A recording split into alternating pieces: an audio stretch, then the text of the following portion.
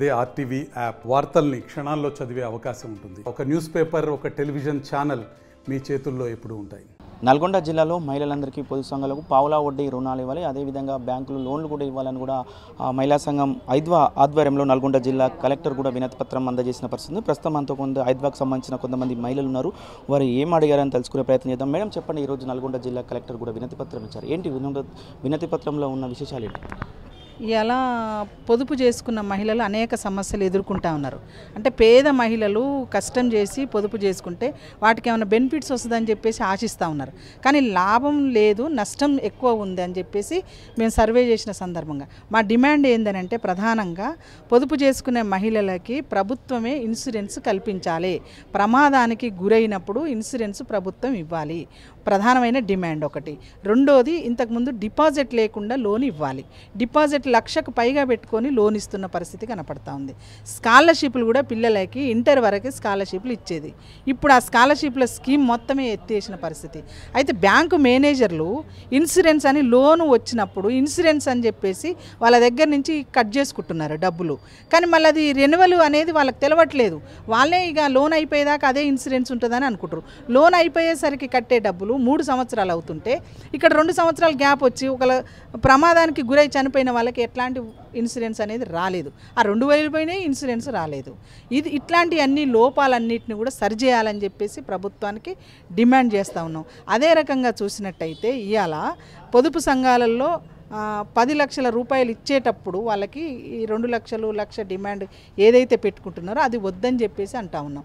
అయితే లోన్ తీసుకున్న సందర్భంలో 1,00,000 రూపాయలు లోన్ తీసుకుంటే చనిపోయిందనుకో, ఆ లోను ఉన్న 9 మంది సభ్యులు కట్టాలని చెప్పేసి ఒత్తిడి చేసి వాళ్ళ డబ్బులు వాళ్ళ నుంచి కట్టించుకుంటా ఉన్నారు. అలాంటి రూల్ మీకు వచ్చేటప్పుడు ఉంటుందా మేడం, లేకపోతే ఓన్లీ బ్యాంక్ మేనేజర్లు కానీ సంబంధించిన అధికారులు కానీ ఈ ప్లాన్ ఏర్పాటు చేశారు? ఆ రూల్ అనేది, ఆ నిబంధనలు అనేది లేవు ఎక్కడ కూడా.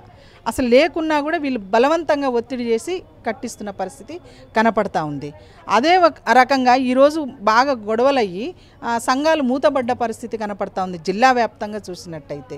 తర్వాత లోన్కు సంబంధించిన దాంట్లో స్త్రీనిధి లోన్ అని ఇస్తున్నారు టార్గెట్లు పెట్టి. దాంట్లో ₹1.5 నుంచి ₹2 వడ్డీ పడతా ఉంది. అందులో స్త్రీనిధి నుంచి వచ్చిన డబ్బులకి ఒక్కొక్క సంఘానికి ₹7,200 డిపాజిట్ చేస్తూ ఉన్నారు. ప్రతి ఇయర్ అది జరగాలి, సంఘాలకు చెప్పాలి. ఎక్కడ కూడా ఇది జరగట్లేదు. జిల్లా వ్యాప్తంగా కొన్ని కోట్ల రూపాయలు బ్యాంకులలో ఉంటున్న పరిస్థితి. అయితే సంఘాలకు తెలవకుండానే డిపాజిట్ చేస్తున్నారు, వాళ్ళే తీసుకుంటున్నారు. అంటే దీన్ని రొటేషన్ చేస్తారు బ్యాంకు వాళ్ళు మొత్తం. అందుకనే దీని పట్ల సమగ్రంగా విచారణ జరిపించాలి. ఈ డిమాండ్స్ ఏవైతే ఉన్నాయో కలెక్టర్ గారికి ఇచ్చామో ఈ డిమాండ్స్ని అమలు చేయాలని చెప్పేసి ఐద్వాగా డిమాండ్ చేస్తా ఉన్నాం. అలా ఫస్ట్ ఏమన్నారు, ₹2 ఏదో రోజు ₹2 పక్కకేస్తే అది ఒక పొదుపు లెక్క మనం ఆదుకుంటామని చెప్పేసి అనుకున్నారు. ఎందుకంటే ఆడపిల్లలు ఉన్న వరకు ఏదో ఒక అవసరానికి వస్తాయని చెప్పేసి అన్నాం. ఆ విధంగా ఫస్ట్ మనం పొదుపు చేసుకోవడం జరిగింది. దాన్ని రాను దాన్ని ఏం చేసిరంటే దాన్ని ఒక డిపాజిట్ పెట్టమని, ఇప్పుడు మనిషికి రోజు ₹2 పక్కేస్తే ₹30 అవుతున్నాయి. వాటిని తీసుకుపోయిన పొదుపులో కట్టుకుంటే అవి మన పైసలు మనం తెచ్చుకోవడానికి కూడా బ్యాంకులో డిపాజిట్ పెట్టమంటున్నాడు. దేన్ని చూసి ఇప్పుడు మన మీద నమ్మకంతో కదా, మా మీద నమ్మకంతో మేము బ్యాంకులో పైసలు డిపాజిట్ కడుతున్నాం. మరి మమ్మల్ని డిపాజిట్ ఎందుకు పెట్టమంటున్నారు? డిపాజిట్ పెట్టేదేంటి? మా పైసలు ఇంతమంది ఉన్నామే, ఇంతమందిని కూడా మా పైసలే బొచ్చడి పైసలు ఉన్నాయి దాంట్లో, మమ్మల్ని డిపాజిట్ పెట్టమనేది ఎక్కడిది? అదే ఇట్లాంటివి కూడా చాలా జరుగుతున్నాయి. మహిళలకు ఏదన్నా అయి చనిపోయారంటే వాళ్ళ ఇంటి ముందర పోయి తాళాలు వేస్తున్నారు ఆ మనీ కట్టమని. ఇప్పుడు తీసుకున్నది కానీ ఇన్సూరెన్స్ ఉన్నది కదా. ఫస్ట్ టైం మీరు లోన్ 10 లక్షలు ఇచ్చినప్పుడు 2 లక్షలు డిపాజిట్ చేసుకుంటున్నారు. దాంతోపాటు మనిషికి ₹2,000 ఇన్సూరెన్స్ చేస్తున్నారు. ఆ ఇన్సూరెన్స్ వర్తించాలి కదా. ఆ విషయాలు వీళ్ళకి తెలవట్లేవు. అయితే దానికి రెన్యువల్ అనేది ఉంటుందంట. ఆ రెన్యువల్ అనేది కూడా ఒక నోటీస్ బోర్డు పెట్టాలి. అమ్మ ఇట్లా పలానా డేట్ నుంచి పలానా డేట్ వరకు రెన్యువల్ అయిపోతుంది, పొదుపు సంఘాలలో రెన్యువల్ చేసుకోవాలి ఇన్సూరెన్స్ అనేది. కానీ అవన్నీ ఏం పెట్టకుండా వీళ్ళకి ఏం ఎరకలేని వాళ్ళకు లేదు మీది ఇన్సూరెన్స్ అయిపోయింది మీకు వర్తించదు అని అంటే జనాలకు వాళ్ళకి తెలియదు కాబట్టి ఇబ్బంది పడుతున్నారు. ఇట్లాంటివన్నీ బోర్డు కూడా ఏర్పాటు చేయాలి. బ్యాంకులో డిపాజిట్ లేకుండా పైసలు ఇవ్వాలని చెప్పేసి మేము ఈరోజు కలెక్టర్ గారికి మెమోరాండం ఇవ్వడం జరిగింది. బ్యాంకు డిపాజిట్ చేస్తున్న క్రమంలో కూడా అధికారుల తప్పిదం ఉందనుకోవచ్చా, లేకపోతే బ్యాంకు అధికారుల తప్పిదం ఎవరు? మొత్తానికైతే మహిళలు మాత్రము ఇబ్బంది పడుతున్న పరిస్థితి కనపడుతుంది. మనం చాలా చోట్ల కూడా చూస్తున్న పరిస్థితి కూడా కనపడుతుంది. ఎట్లా చేస్తే ఇది మొత్తం ఒక కొలికి వస్తుంది అనుకుంటారు మేడం? ఇప్పుడు బ్యాంకుకు ఒక రకంగా ఉంటుందండి. ఆ బ్యాంకులో కూడా ఒక్కో మేనేజర్ వచ్చినప్పుడు ఒక్కో పద్ధతి అని చెప్తున్నాడు, చేంజ్ అయింది అంటున్నాడు. ఇప్పుడు ఏంటంటే ఒక్కో సంఘబంధానికి వచ్చి 20 నుంచి 30 సంఘాలు ఉంటుంది. ఒక్క సంఘబంధానికి వచ్చి ఒక్కొక్క వ్యక్తి దగ్గర ఒక్కొక్క సంఘం నుంచి లక్ష నుంచి 1.5 దాకా డిపాజిట్ చేసుకుంటారండి. అలా ఎన్ని కోట్లు ఉంటాయండి మన జిల్లా చూసుకున్నప్పుడు?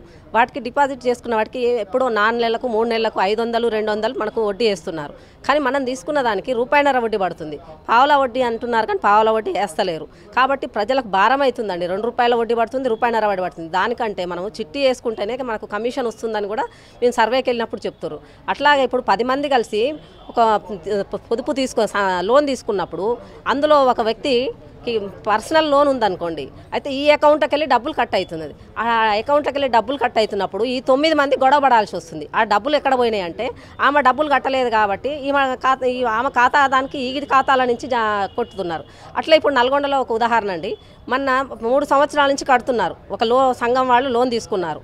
వాళ్ళది ఇంకొక నెలలో అయిపోవాల్సింది. వాళ్ళ బ్యాంక్ మేనేజర్ కానీ ఆర్పీ కానీ ఎలాంటి సమాచారం ఇవ్వకుండా వాళ్ళ అకౌంట్లోకి వెళ్ళి ఎన్పీ అవుతుంది అనేసి అందులోకి వెళ్ళి డబ్బులు కొట్టి లోన్ క్లోజ్ చేశారు. కానీ అలాంటి విషయం సంఘంలో ఉన్న సభ్యులకు కానీ సంఘంలో ఉన్న అధ్యక్ష కార్యదర్శులకు కానీ తెలియలేదు. తీరా మేము డబ్బులు కడదామని వెళ్ళినప్పుడు అక్కడికి మీది క్లోజ్ అయిపోయిందమ్మా అని అంటున్నారు. ఎలా క్లోజ్ అయిపోతుంది మాకు తెలియకుండా, మేము డబ్బులు కట్టకుండా అంటే అందులో డబ్బులు మీకు తీయడానికి మీకు ఎలాంటి అవకాశం లేదు. మనం కావాలనుకున్నప్పుడు మన డబ్బులు మనం కావాలనుకున్నప్పుడు మనం తీర్మానం రాసి 10 మంది సంతకాలు ఉంటేనే ఇస్తా అంటారు. అలాంటిది సంతకాలు లేకుండా అకౌంట్లో ఉన్న డబ్బులు మీరు ఎలా కొట్టారు, దానికి ఎలా క్లోజ్ చేశారని అడిగాము.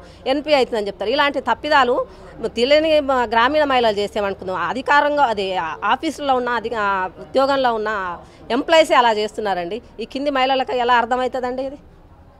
మొత్తంగా మనం చూసుకున్నట్లయితే డిఆర్డీఏకి సంబంధించిన అధికారులు తప్పిదం ఉన్నప్పుడు బ్యాంకు అధికారులు కూడా వీళ్ళు కూడా ఆల్రెడీ చెప్పొచ్చు కదా, ఎట్లా మీరు అట్లా మోసం చేస్తున్న పరిస్థితి ఉందని. అధికారులు కూడా బ్యాంకు అధికారులకు ఎందుకు చేయబట్టు అంటే ఈ వ్యవస్థ మొత్తం కూడా ఇటు బ్యాంకు అధికారులు ఇటు దీనికి సంబంధించిన సమభాగం సంబంధించిన అధికారుల మొత్తం ఒక కలయికలో నడుస్తుంది అనుకోవచ్చా మేడం?